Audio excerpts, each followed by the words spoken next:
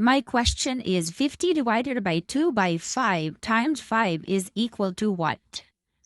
Mostly the people cancel 5 and 50, but remember that it is wrong.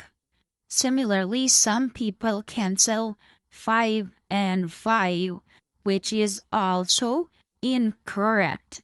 Now, we have to adopt correct method, which will be according to the mass principle.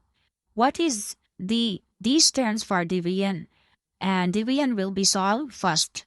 So M stands for multiplication, which will be solved secondly. A for addition and S for subtraction. So first of all, we have to divide, and we have to move from left to right. So 15, as it is divide, is changed into multiplication, and 2 over 5 is flipped, mean 5 will become numerator and 2 will become denominator. So it will be 5 by 2 times 5 will be as it is. Now move forward, and we have to solve 50 times 5 by 2. So 2 and 50 are cancelled to get 25.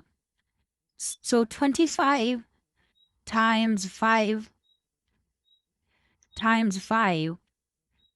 Now we will solve it again. So 25 times 5 will be solved. First, it will be 125 times 5. And finally, we will get 625, which will be our answer.